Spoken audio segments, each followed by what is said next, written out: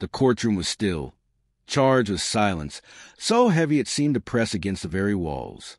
Everyone inside understood the gravity of the moment, but no one could predict what was about to unfold.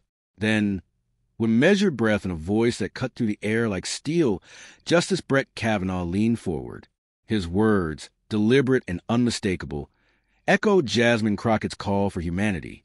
For a split second, time itself appeared to freeze.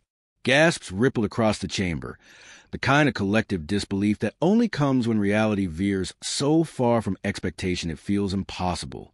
This was Kavanaugh, whose past rulings and reputation placed him worlds apart from Crockett, suddenly standing with her on the most profound of principles, that human dignity is not negotiable. Then, as if on cue, the silence shattered. Applause erupted. It started small, hesitant, a few hands clapping in defiance of courtroom decorum, but quickly it spread, growing into a rolling wave of sound that swallowed the chamber whole. The walls, built for solemnity and restraint, vibrated with the force of voices, refusing to stay quiet. Courtrooms were never meant to host applause, but this day, humanity bent the rules. And there she was, Jasmine Crockett, standing tall, unshaken, unsmiling.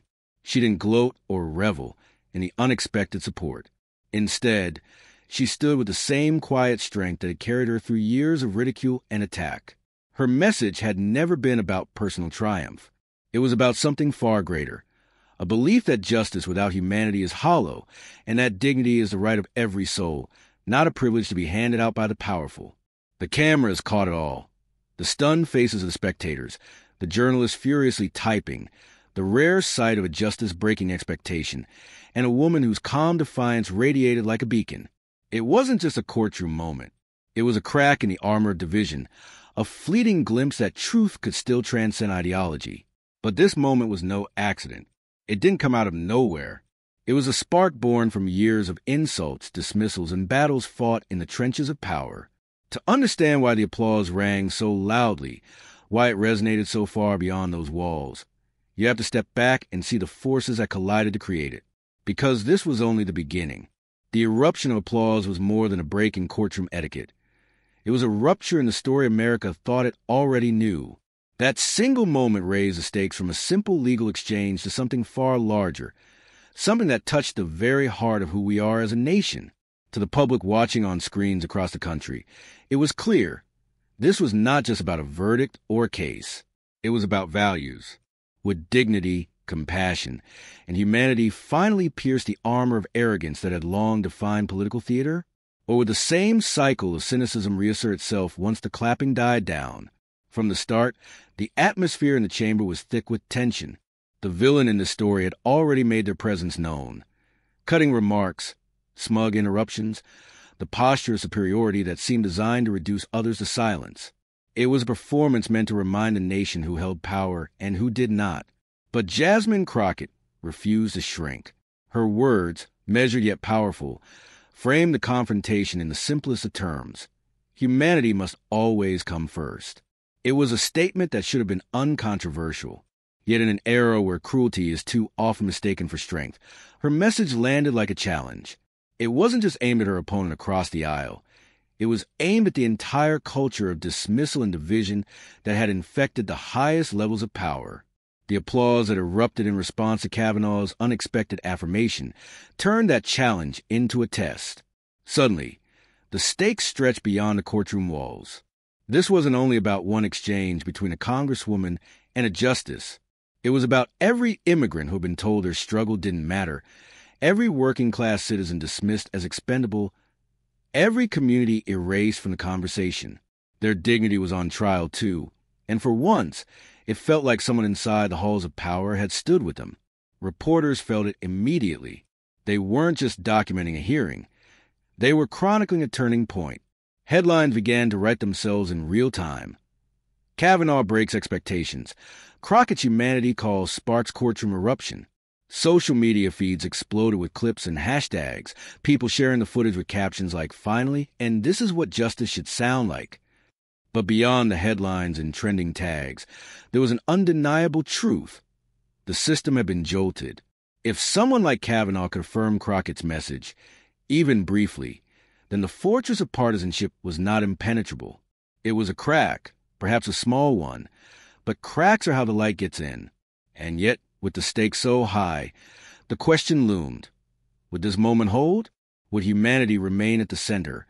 Or would the machinery of arrogance regain control? To answer that, we need to look backward. Because the stakes were not born in that single exchange. They were shaped by the people involved, by their histories, by the long arc of conflict that made this collision inevitable. The applause may have shaken the room, but the backstory would reveal why the clash mattered to the very soul of America. Every story that grips the nation needs its villain, and in this courtroom drama, that figure was unmistakable. The antagonist was not simply a person, but the embodiment of a worldview, sharp-tongued, dismissive, and convinced that cruelty was the quickest path to power.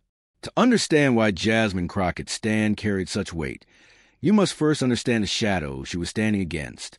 This antagonist had built a reputation on scorn. They thrived on the art of interruption, using mockery as a weapon, and treating their opponents less like colleagues and more like obstacles to be crushed. Time after time, hearings became stages for their performance. A smirk here, a cutting remark there, each designed to strip away dignity and reduce debate to spectacle.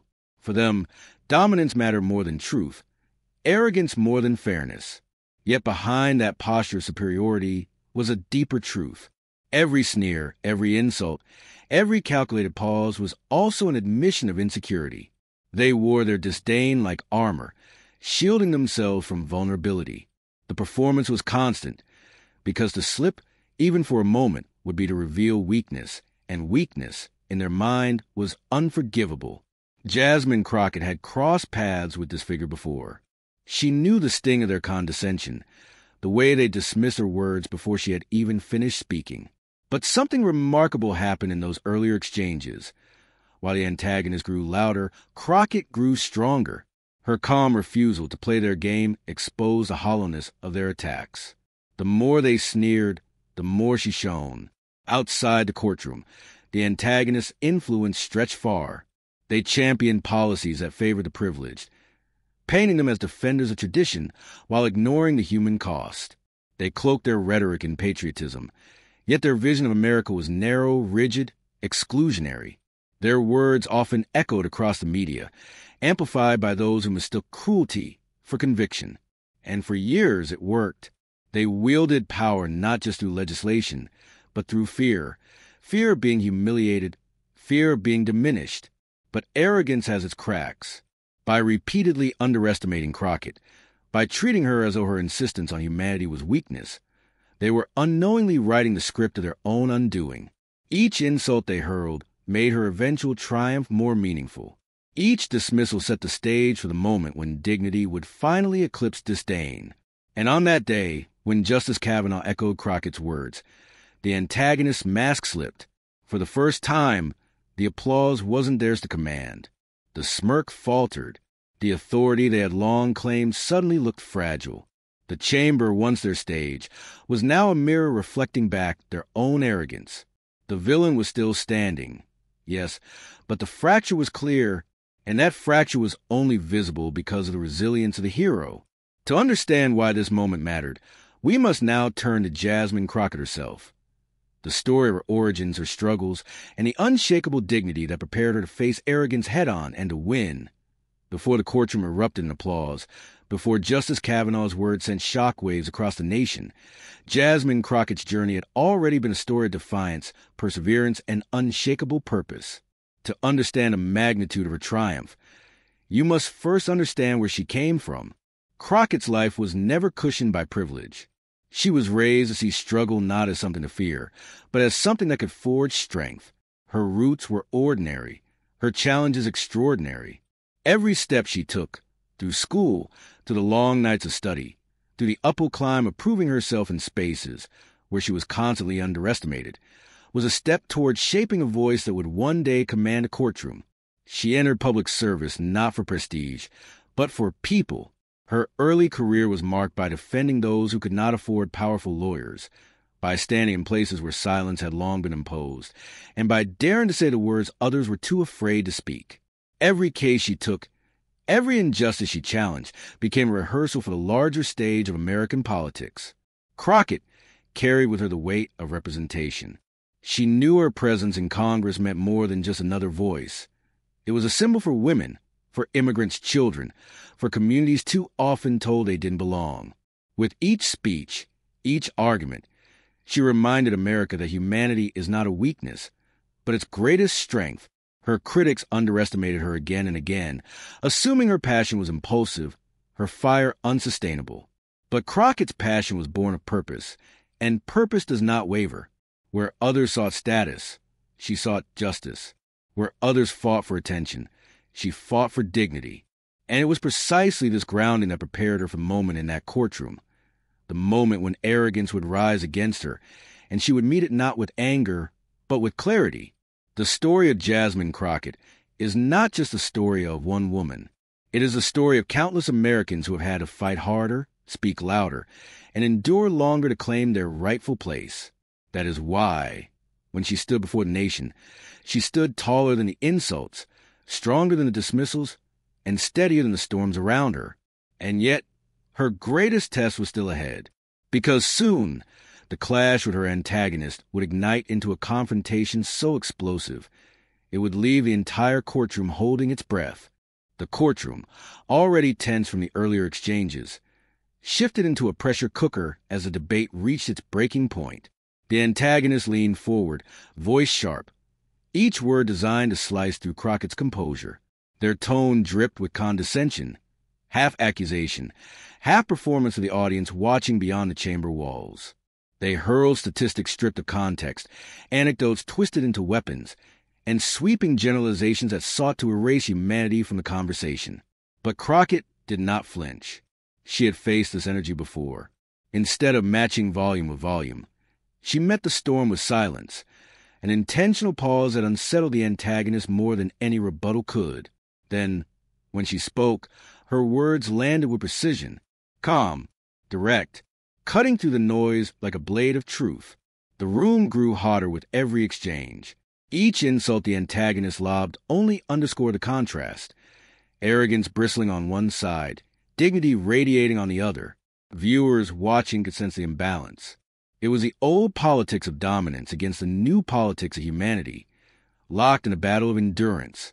At one point, the antagonist smirked, as if confident they had rattled Crockett. But her eyes didn't waver. She leaned into the microphone and spoke of people, real people whose lives were shaped not by the abstractions of power, but by the consequences of those decisions. Her words painted pictures. Families struggling to be heard, communities dismissed as invisible, voices long silenced by the machinery of arrogance. The tension was palpable. Even those in the chamber who had once cheered the antagonist's swagger were shifting in their seats. Something was happening, an unmistakable tilt in the energy. The more Crockett anchored herself in humanity, the more the antagonist's bluster looked like desperation. The climax of the exchange was not in a shouted insult or a fiery retort, but in the unshakable steadiness of Crockett's presence.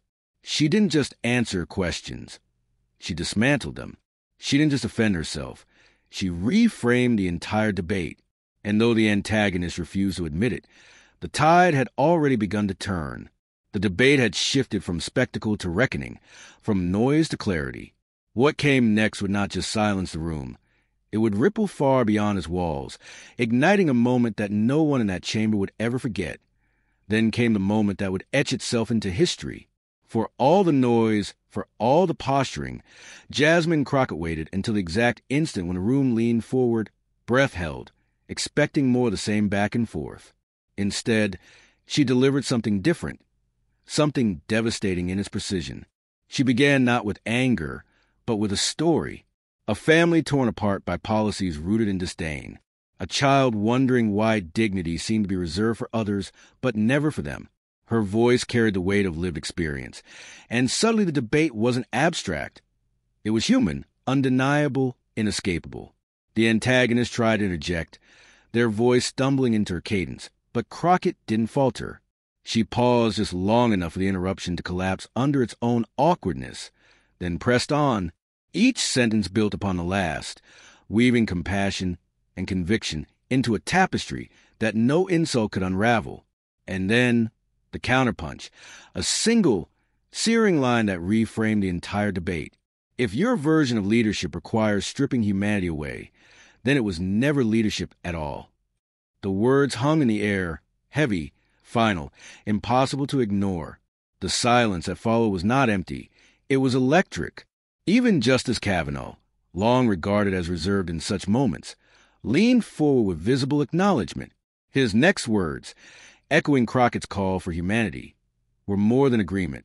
They were validation, an unexpected affirmation from the very bench that the antagonist believed would shield them. The courtroom erupted.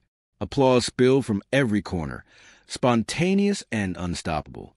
It wasn't just approval. It was relief, a collective exhale that dignity had finally spoken louder than arrogance. Crockett didn't raise her voice, didn't need theatrics. Her strength was in her clarity, her refusal to bend, her ability to remind everyone in that chamber what truly mattered. The antagonist sat back, smirk erased, confidence fractured. The stage they had once commanded was no longer theirs. Crockett had taken it, not by force, but by truth, and as the applause swelled, as the moment crystallized into something larger than a single debate, one thing became clear. This was no longer just about one courtroom clash. It was about the ripple about to sweep across a nation. Because outside those walls, America was already waiting, and what they were about to see would set fire to the conversation everywhere. The echo of applause in that courtroom was only the beginning. Within minutes, the clip of Jasmine Crockett's words, punctuated by Justice Kavanaugh's affirmation, exploded across social media. Twitter lit up first, hashtags like #HumanityFirst and #CrockettMoment trending in real time. Instagram Reels and TikTok edits followed, splicing her mic drop line into montages, pairing it with music that transformed her calm delivery into a cinematic anthem. Commentators scrambled to respond. Progressive leaders hailed it as a turning point, calling Crockett's clarity a reminder of what politics should be: service to people, not ego. Late-night hosts replayed the moment with awe, marveling that in a space so often poisoned by arrogance, dignity had managed to command the room. Even international outlets picked it up, framing it as an example of America's better angels breaking through the fog of division. But the backlash was just as swift. The antagonist's allies rushed to downplay the moment, calling the applause inappropriate or staged, desperately trying to reassert control of the narrative. Yet their words rang hollow. The raw, organic eruption of clapping hands, the unmistakable ripple of emotion, could not be manufactured. More than politics, this became personal. Ordinary people saw themselves in Crockett's composure, in her ability to turn disdain into dignity. Teachers quoted her in classrooms. Activists invoked her words at rallies. Parents shared the video with their children, saying, "This is what leadership looks like." The antagonists, once a master narrative, found themselves drowned out by a tidal wave of validation that no soundbite could erase. And beneath it all, one truth resonated louder than any spin. Humanity had struck a chord that arrogance could not silence. But the story was not just about applause or even validation. The deeper question lingered. What does this moment mean for America's future? That answer would come in the resolution, a reflection not just on Crockett's victory, but on the values that outlived the clash itself. When the applause faded, what remained was not just a memory of a courtroom triumph, but a universal reminder. Dignity is stronger than arrogance, and humanity is the measure of true leadership. Jasmine Crockett had not merely defended herself. She had reframed the very idea of power. Her words carried weight because they reached beyond politics. They spoke to the child told their voice didn't matter, to the immigrant family told they didn't belong, to every person who had ever been dismissed as less than.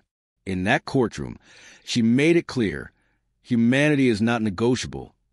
It is a foundation of justice. Even Justice Kavanaugh's echoing of her message carried symbolic power. It wasn't about partisanship, but about recognition that, at the core, compassion cannot be confined to one ideology. The applause was more than noise. It was a declaration of values shared by people across divides. The moral was unmistakable. Arrogance may dominate headlines, but dignity endures. Crockett's stand showed that leadership rooted in humanity does not just win debates. It changes hearts, inspires movements, and redefines what America can be. This moment was more than politics. It was a spark, a reminder that when dignity stands tall, arrogance crumbles.